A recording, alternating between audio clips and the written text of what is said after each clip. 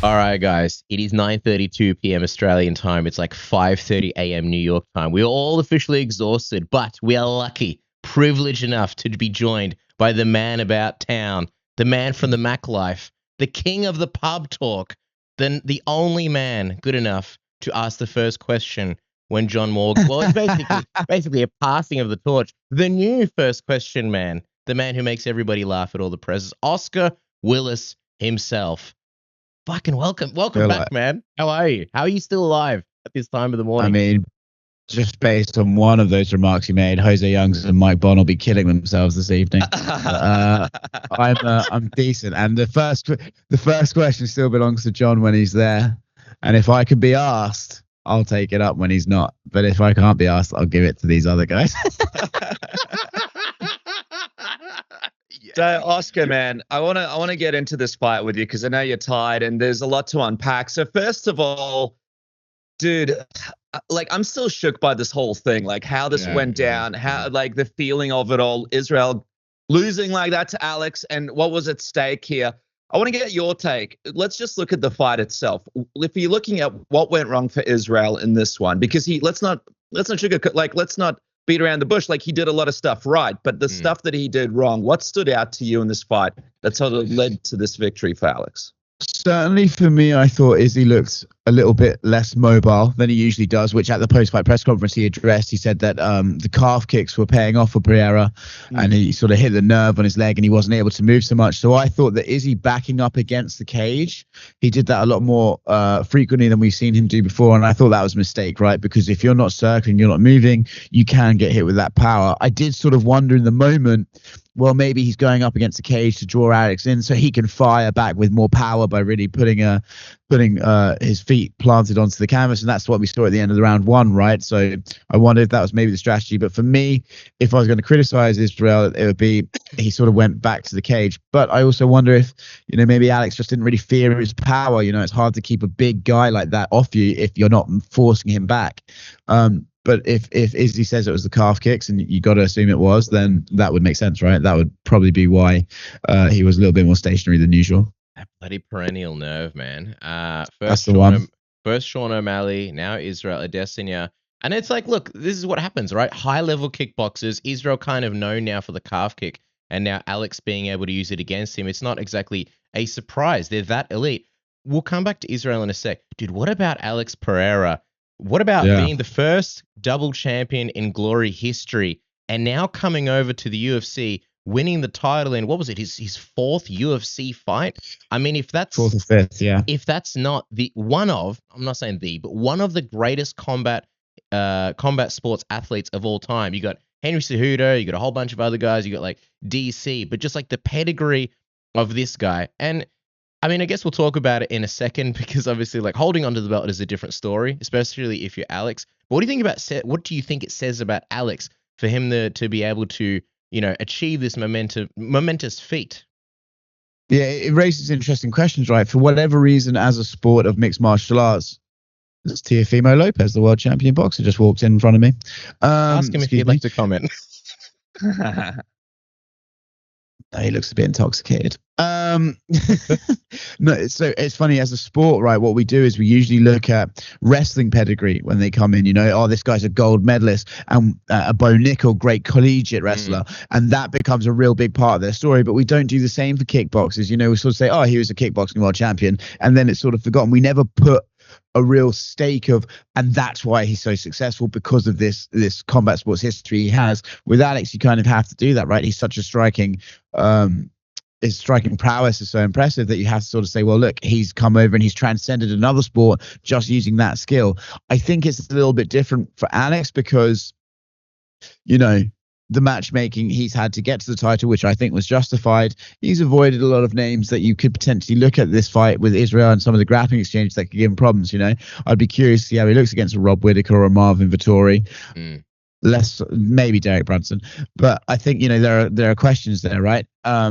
But I think you can only give the guy credit for what he's achieved when he's got the opportunities put in front of him. I think Alex has to come out tonight, looking like certainly one of the most impactful names in striking combat sports history. without a doubt, you have to say that he was fast tracked to the title. It's undeniable at this point, but you can't take away his resolve, his championship level resolve. Maybe he doesn't have the experience, but he's got the heart. For him to be almost knocked out and finished in the first round, and then he took another really bad round when Israel was on top of him, and then in general, it just seemed like the tide was in Israel's favor. He just kind of had to outlast that last round, and for him to find that home and just come back from the depths, and also that insane cornering advice. Like this is just like a rocky story. But what do you think about the fact that like this kind of played out like the second kickboxing fight, right? Like the first one, arguably Izzy fought, won. The second one, it's like Izzy hurt him. He got the standing 8 count, and then he got knocked out. And in this one, it was like not exactly the same, but very, very similar. Then there's the comparisons to the fact that like, you know, Leon Edwards beat Kamaru Usman in a very similar way. He was winning until he wasn't. Yeah, I mean, I would argue that Israel did better against Alex in his 2 kickboxing fights than he did tonight in his MMA fight, and he still did pretty good against him in his MMA fight. It's a very interesting sort of rivalry they have here, where it's almost like 80% of the success is going one way, but the other guy wins the 20% that matters, if you know what I mean. It's a curious sort of dynamic they have. For me, I was really impressed with Alex's durability, because after the first round, you know, we saw what happened to Whitaker when Izzy hurt him that bad in the first round. You know, he came out for the second round, Izzy capitalized, put him away. I was amazed that Alex was able to recover so well. And then I was amazed that he looked so gassed in the 4th round that he came out in the 5th so aggressive. Maybe there was a bit of strategy at that part. Maybe he was taking a round off to be able to come out for that final round with a vengeance. But yeah, I was really impressed with both of them, to be honest. It's an interesting fight, right? When a guy's winning in a really like kind of, you know, not a dominant, there's a fucking fly around my face. When there's sorry for that was an early morning snap there. But when a guy's winning like so dominantly and then gets finished, it's not like either one of them look bad, you know. It's both of them showing what they're capable of. I think the rematch will be pretty huge and interesting, because if Izzy beats him in the rematch, do you do a trilogy?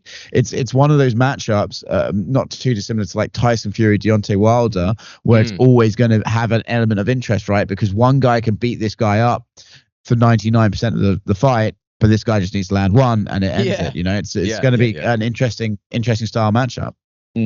It's just crazy because Alex almost didn't make weight. Then he almost lost early in the fight. Then he comes back to win it. Then you got all these grappling exchanges. Alex goes for his own takedown, and then you got Israel showing us what he's able to do on the ground. But I want to find out this from you, Oscar, like the stoppage. You know, it looked like, you know, a few people thought it was a little bit early. I felt personally like it should have been, they should have let it go for a little bit longer just to see what Israel had left. But I want to get your take on it. Do you think the stoppage was correct? Did you want to see it go on a bit? What was your take, especially being there live? I always sort of feel in that, and this is not how you correctly apply the rules, right? The rules should be a blanket, you know, the same. Yeah. But I think it's Madison Square Garden. It's a title fight. It's 2 minutes left. You kind of got to give the champion the chance, you know. You got to give him that little bit of leeway to like, he's in trouble. Personally, from where I sat, it looked a little bit like he was still moving, but he was doing so on autopilot. You know, it was like years of drilling was making him move rather than a conscious decision to try and slip some punches. He denied that. He said he was lucid at the post-fight press conference, but then he also said his team were comfortable with the stoppage. I think it's one of those situations where if you look at it, you think, okay, if he didn't stop it, how does Israel stop the onslaught? Because at that point he was clearly compromised, and Alex is a very strong guy, so even if Israel went for a takedown or the clinch, Alex is probably shrugging that off. So while I'm not sad about the stoppage, I wouldn't have minded seeing it go on for a couple more seconds, but I think in the end it's not like an injustice, you know. It's an okay stoppage. It's funny how you got one stoppage like that, and then you got Dominic Reyes basically getting beheaded in the middle of the octagon by Ryan Spann with the Dan Henderson follow-up shot at the end, and that shows you MMA at its best. You never know what's going to happen. Sorry to cut in, Cass. I think Dominic would disagree with that, actually. I think Dominic didn't think it was MMA at its best. I think he probably didn't enjoy that very much. No, Dominic, man. The inconsistencies, though. Yeah, I think it kind of like, I think in a way Israel was saved from probably a bad knockout in that sense, given Alex's power, like you kind of alluded to. But when he says that he spoke to his team, it's like, how can you argue with the genius that is Eugene Behrman? It's interesting how like Eugene wanted him to take some time off after the last knockout because of how bad it was. So it's almost like a good thing that like, you know, it didn't end too badly. Speaking of knockouts, I don't have a snappy segue for this one. Buy Manscaped. All right. It's no, listen. I like it. The whole I like it. Do it now. Speaking of knocking one out. Speaking of knocking one out, the next time you're gonna go down to knock one out and you're looking down at that, you know, shriveled sausage, make it look nicer, make it look you know, pristine with the Manscaped Lawnmower 4.0 or the Lawnmower 3.0, just as great, available at all Woolworths stores here in Australia. You know, the semi Anzac takeover, but the Manscaped takeover 100% guaranteed. Also, the Performance Package 4.0 makes for a phenomenal gift this holiday season with the Lawnmower 4.0 trimmer, Weed Whacker ear and nose hair trimmer, Ultra Premium body wash, Ultra Premium 2-in-1 shampoo and conditioner, Ultra Premium deodorant, Crop Preserver anti-chafing ball deodorant, Crop Reviver ball spray toner, free gifts, boxes and shared travel bag. Isn't that right, Dennis? That's right, man. Avoid an early stoppage with Manscaped. The code word submission, 20% off and free shipping today. And while you're at it, what about my bookie? Our friends over there giving you a 100% match bonus. If you guys use the code word submission today, you guys can claim a dollar for dollar all the way up to $1,000. I know a lot of people made a lot of money off the event today, so make sure to gear up on my bookie. Big fights coming up, UFC 282 right around the corner, and there's only one place to go to bet anything, anytime, anywhere, and that is with my bookie and the code word submission, Cass. Just quickly, I got an email today from Medibank, my former private health, and they're like, oh, yeah, your data's been leaked in our massive cyber attack data leak, whatever. Nice. Yeah, you love to hear it. It's awesome. So good. Send nudes, Medibank. Send nudes, yeah. All my spicy videos out there for the world to see. I don't know why you'd want. Anyway, so if you want to protect your data, use NordVPN, the best VPN in the game. Protect your credit card, your personal details. Your internet service provider can no longer see what kind of spicy websites or, you know, dodgy streams you're watching. And also, the holidays are around the corner. Oscar's like, yes, the dodgy streams. Go to the dodgy streams. Also, with Christmas around the corner, you're going to be buying gifts, and shit is cheaper if you use a VPN because, you know, people like to mark up the prices depending on where you live. If they know you live in the States, they're like, oh, yeah, the US currency, we'll make them pay full price. But if you can make your computer think you live in, like, I don't know, the Philippines or something, you know, things are cheaper. So Mexican Netflix is cheaper. Dennis with the NBA season pass, getting it, you know, at the nice. Let's be honest, it was a porn pass. We just need to stop lying on this show. Yeah. Enough of the lies. There were balls involved, but it wasn't basketball. That's right. Yeah, anyway, NordVPN. Great discount, right, Dennis? Something. That's right. I just want to feel something. Nord's 30-day money-back guarantee guarantees that you can try it today. Huge discount off your NordVPN plan plus 4 months for free. NordVPN.com/submission. Click the link in the description below. Yes. Excellent. I should have got Teofimo Lopez to come over here for the Manscaped read. I think he'd have enjoyed that. I know. He's got long pubes, Oscar. I don't know. He looks a bit like a naked ball bag the way he walks around right now, to be honest. He's sort of being a bit, you know, bolshy. I think Dennis was alluding to, why don't you just go and ask him? He's right there. He's in striking distance. We're just talking about UFC 281, Lomo, and we just want to know, do you have long pubes for the Manscaped read? Hal? I noticed you have a shaved head. Do the collars match the cuffs, or what are we talking about here? Do you shave a goatee into those two? Speaking of hairs, what about Israel's post-fight get-up? Fair play to him. I liked it. I like that he came and showed up for the post-fight press conference. Not something that is expected, not something that you have to do, but I think it shows a lot. How do you think he bounces back from this one? I think the way he answered questions, the way he was before the fight, showing very little emotional attachment. After the fight, just kind of, you know, I'm sure he's devastated. I'm sure he is. But the composure that he showed, the fact that he was so, like, matter-of-fact about it, the fact that he sees that, like, hey, man, life's not over. Like, life is great. It's just a loss. How do you expect he bounces back from this? You know, it's an interesting one, man. I don't know if he is devastated. For some reason, Israel has seemed very unattached to his losses in a way that's quite unique in MMA and fighting. You know, he's not like a Dustin who you can tell is like still hurt over that Oliveira loss. Like even when he was over the Jan Blachowicz loss 5 minutes after the fight, you know, he seems to be very unattached to him in a way I think is actually quite healthy. I think it actually probably is really helpful for him to just sort of logically analyze the fight.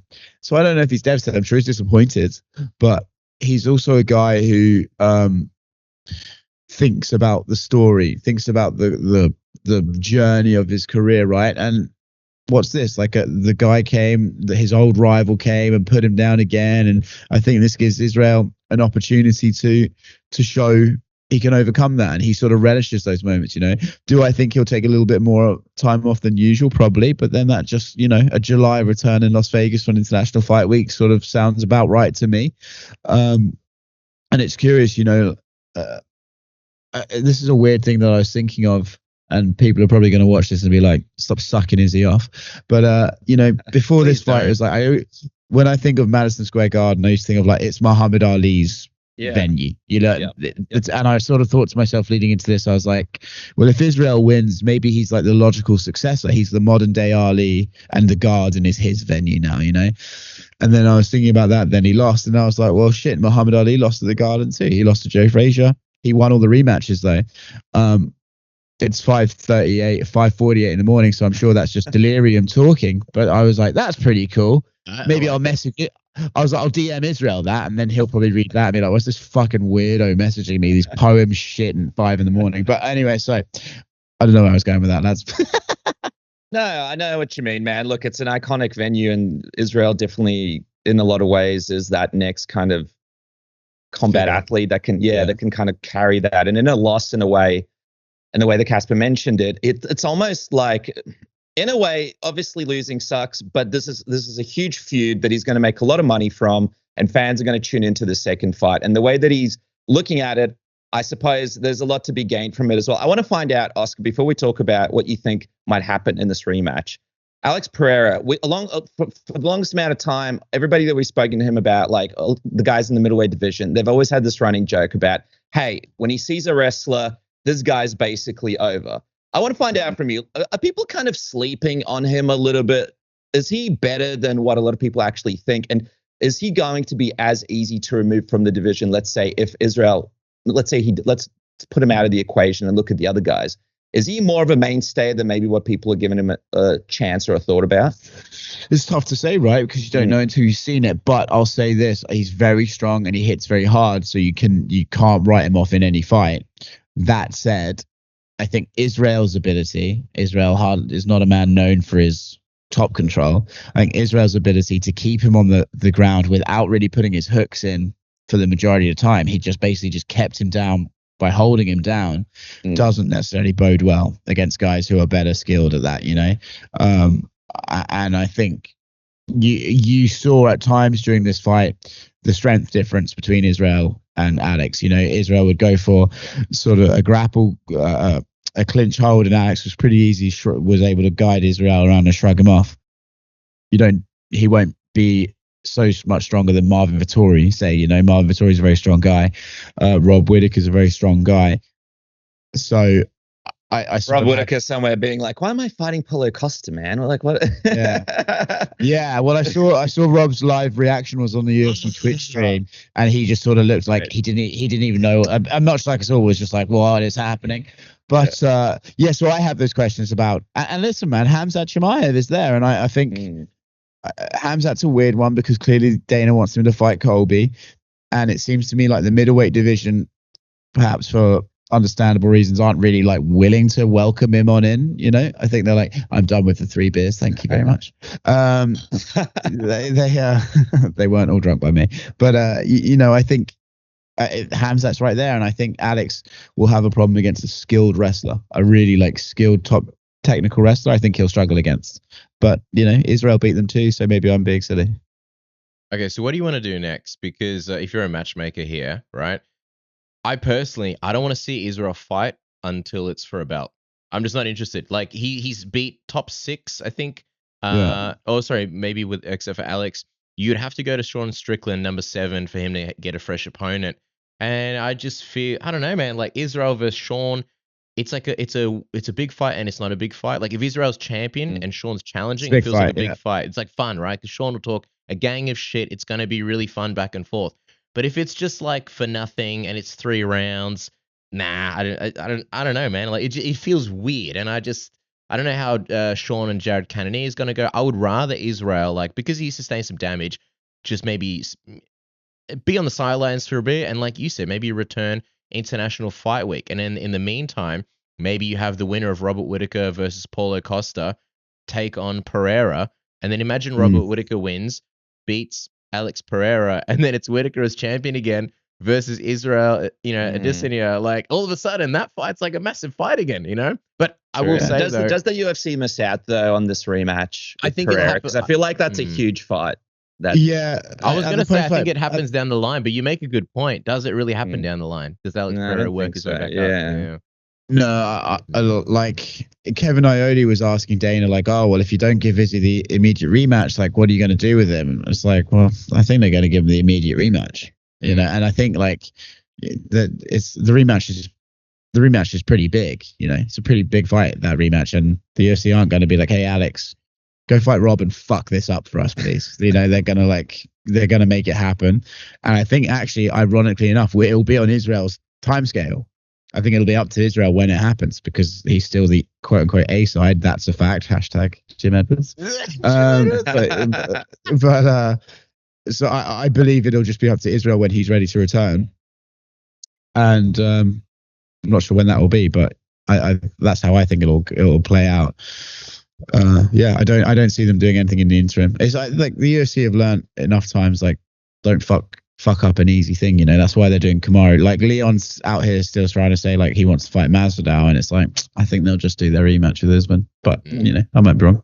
Yeah, and I think with Israel as well, it's like another fight with Rob. Like, let me give this Pereira thing back just quickly, Oscar. Like, if this fight does happen again, it is this rematch. I want to know, when you're thinking about it now, because initially when we thought about it, like, we always thought Pereira was going to be a dangerous challenge, but I know all of us thought Israel was going to walk out on top, most likely here. Now, when you think about this rematch, what are your initial feelings like? It's a wild one, right? Because like I was saying earlier, it's if Israel can fight a perfect fight and still lose, so for that reason, it's a hard one to call. I would say that Israel is the kind of guy, as with Eugene Berman, they're the kind of team that could watch the fight tonight, find areas of success, and push those areas of success to make it last the whole 25 minutes next time. I think they could concentrate on movement, focus more on checking and getting away from calf kicks. Maybe, I think, go on the offensive rather than wait to counter. Be first. I think there's avenues to successes there, and because of that, I think they'll probably be quite confident in the rematch. But it just takes one punch, right, from Alex to kind of mess that up. So I think I would probably still favor Israel in the rematch, as you would probably still favor Usman in the rematch with Leon. But it would be pretty gripping. It would be one of those fights where you wouldn't be confident it was over until it was over, if you know what I mean.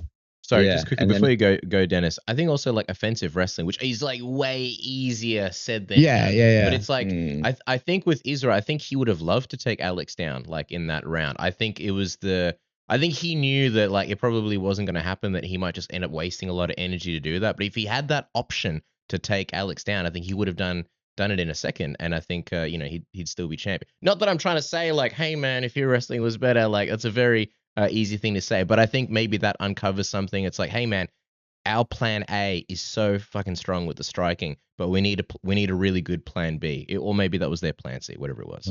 Yeah, it's fascinating as well with Alex, because you almost think this guy needs to take an Israel approach and get that defensive wrestling to the next level, like Israel did initially, because of the way that he's built and the strength that he has. Sorry, Oscar, you got it.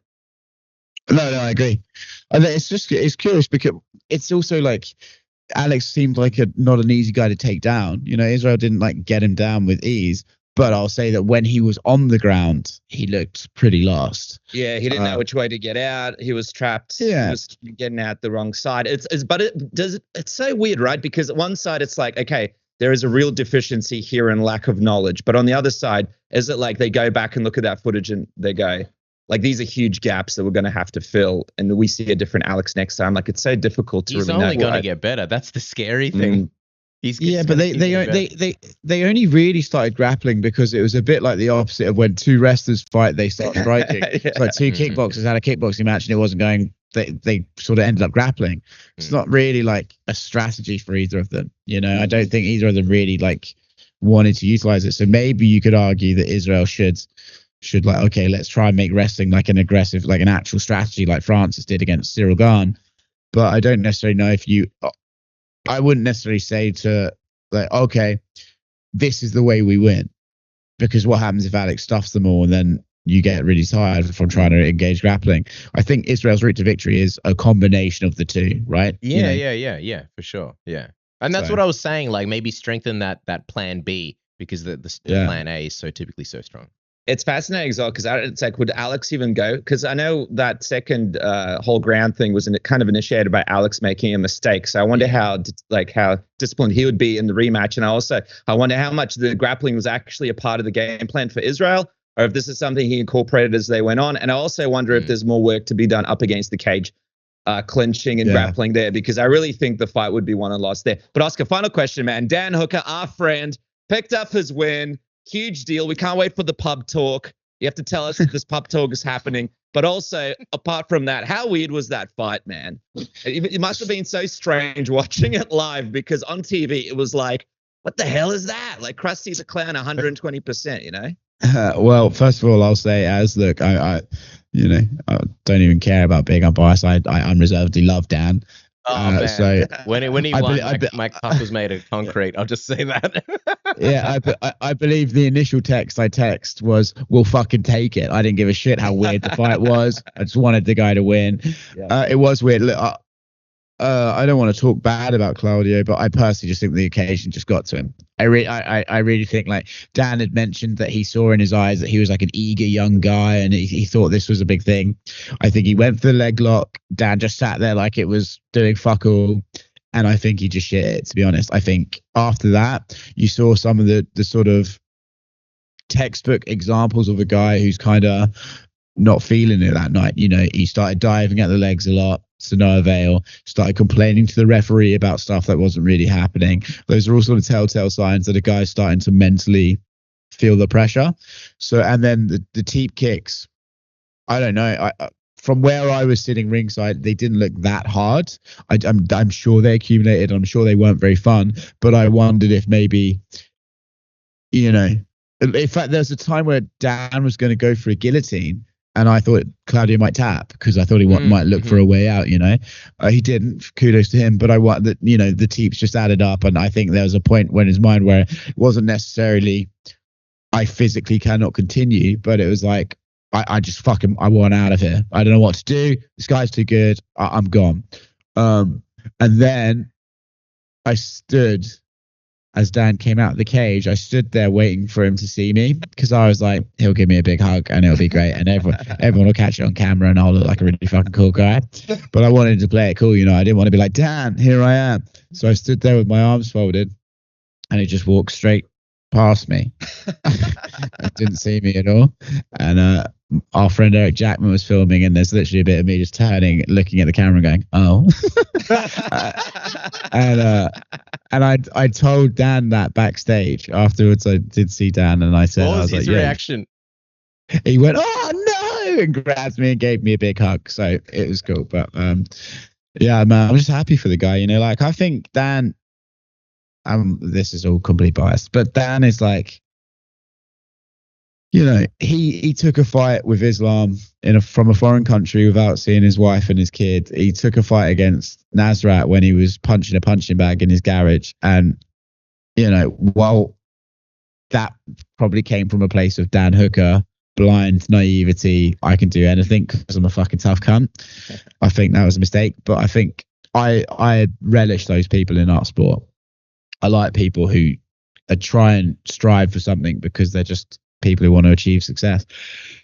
So I'm glad that he was able to get what he needed to win a fight and actually win the fight, you know, and give some, I don't think he admits to not being confident, but, you know, momentum's fun, you know, and I'm happy for him.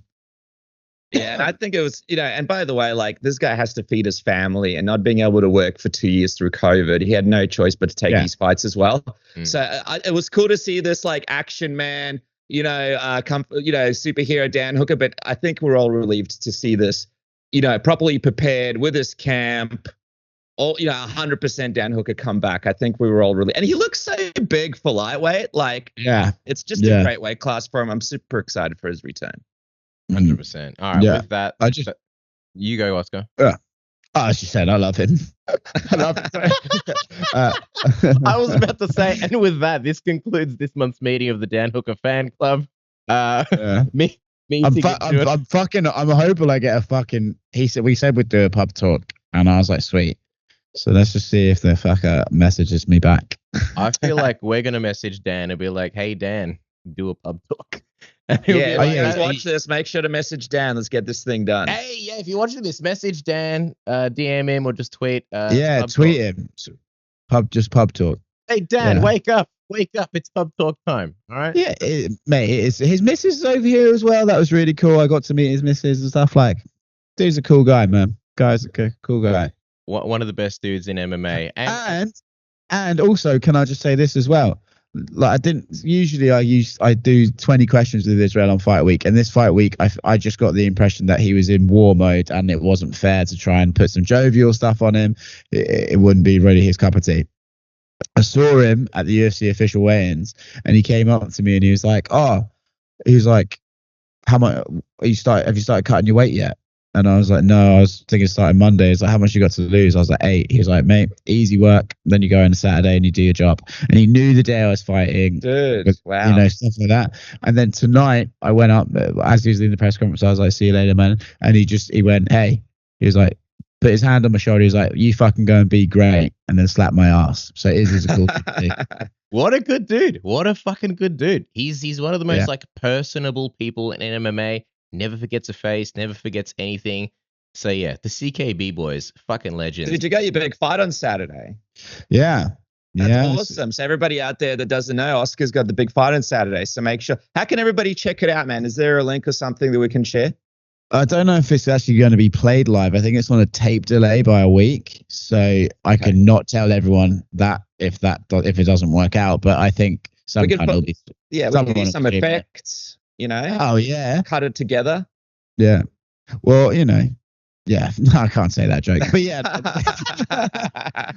It's fucking funeral. No, yeah. It'll be good. But yeah, no, but I just I feel like Israel gets an irrational amount of dislike sometimes for a guy that's just like a bit unique, and I don't know. I feel like the guy gets a bad He's rep, a thoughtful dude, and I think people misinterpret that for things that. Yeah, that's a good way of putting it. I think it's just like in a sport full of people, you know, a very traditionally meat-headed sport. It's not a bad thing to get unique people that aren't the same as everyone else. Those people are usually quite interesting. So, yeah. Now it's a CKP fan club that we're in. Yeah. I've had interactions like that with Israel as well, where like he says something random and you're like, how the fuck do you remember that? Like, geez, there's people that shake your hand and they'll never remember you. You'll see them 20 times and 20 times they'll say, nice to meet you. And you're like, yeah, we met before. Israel's not that guy. Like, he'll remember. He's a very real dude. Anyway. Yeah, fucking Robbie Lawler will never forget you guys either. Shout out Disney. You know what? Disneyland owes us money, man, and I'm coming for it. I just want to know, what is your favorite ride, Robbie? Tell us. Spit it out. The UFC Unfiltered guys didn't do any better trying to get info from him about Disneyland. I don't know who will remember who more, Robbie Lawler or us. I still wake up screaming about Robbie Lawler in that interview. Anyway, mate, if he gets a fight in Perth, I don't know if he is, but let's say he does, you're obligated to ask him about Disney again. So Robbie, this is the anniversary of our interview where we asked you about Disneyland and you didn't want to tell us. So we'll ask you now, which rides did you go to? We're not leaving. Anyway. I don't think he went to Disneyland anyway. Maybe that's why he did. And then he didn't know where to go. He's just like, yeah. He just made up a story and then he was like, Anyway, I think we were that investigative. Anyway, it's like 6 a.m. Oscar. You're in New York. We wish we were having beers with you. Hopefully that happens in February. 4 months, right? November, December, January, February. There you go. I'll be there. Little event called UFC 284, I believe. Thank you so much for staying up, guys. If you're man, find a way to watch Oscar's fight. The guy's fucking killing it at press conferences, at scrums, making them fun again, making them worth watching again. Thanks for everything you do, man. You are literally the best. I appreciate you both very much, and I wouldn't stay up this late for anyone else. So, except for Brett. Obviously, Brett. Anytime he wants on me. I saw my leg off for Brett. Oh my god. Yeah. In fact, this isn't even my hotel. I'm waiting in his lobby. I'm just hoping I see him. Well, you tell the other women. I can't believe you squeezed in there with all the other women sitting next to you, but that's good. I mean, the floor was slippery, but I managed to find some gripping. So Loma just wants a piece of Brett. You're going to open the door and there's going to be a flood. Oh, yeah. By the way, Lomachenko, Teofimo Lopez wears T-shirts with his own name on it. If the fans want to know, that's a fact. That's a fact. That's a fact. All right. Lots of love, Oscar. We'll let you go. Have Peace a great out. night. All right, lads. Catch you later. Bye-bye. Bye.